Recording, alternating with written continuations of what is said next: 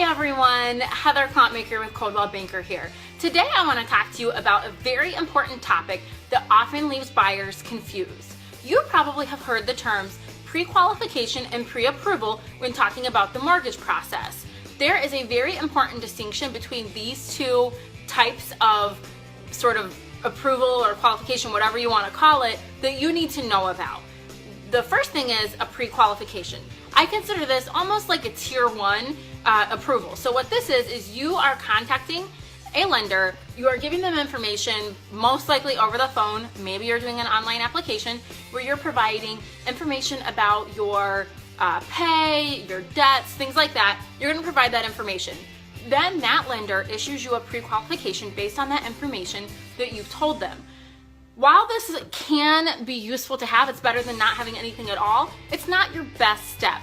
In a competitive market like we've seen here in West Michigan over the last few years, you're going to want to take that a step further and utilize a lender who offers a pre-approval. Sounds like the same thing, right?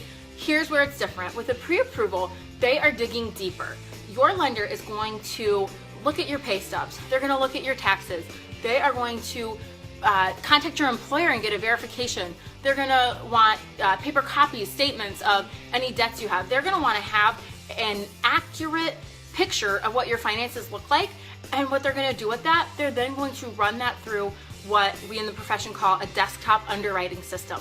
That's a fancy word for a computer program that is going to help them to have an accurate picture of your finances, and it uses predictability and things like that to determine whether or not you are approved for the loan amount that you're talking about. Now, where this falls short is that it's not a person. There may be, once you move forward in the loan process and get to the point where it goes to actual underwriting, there may be conditions that come back. You know, maybe you have to pay off your car, or maybe you need to put less down and keep a little more cash reserves on hand, things like that. But what this does though is that it does give an accurate picture as far as, you know, the amount that you likely will be approved for. It gives the lender a jump start on that more formalized loan process, and really it is a very solid piece of information to have when you go to make an offer.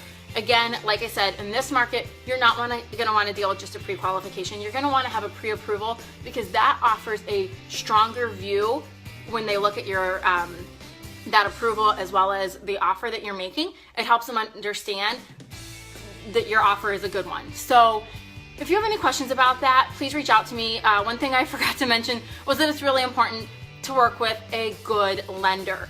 Oftentimes, what I recommend is that you work with a local lender. There's a couple reasons for this. Number one, they're there. You can go see them in person. And number two, they often know more information about what is going on, number one, in the local market, as well as programs, loan options, things like that that are available in your state that may not be available everywhere. So again, a local lender can be a great resource for you. Thank you so much for watching today. Don't forget to like my page, Heather Clontmaker Realtor. That way you can continue to see more great tips like this. Thanks, and have an awesome day.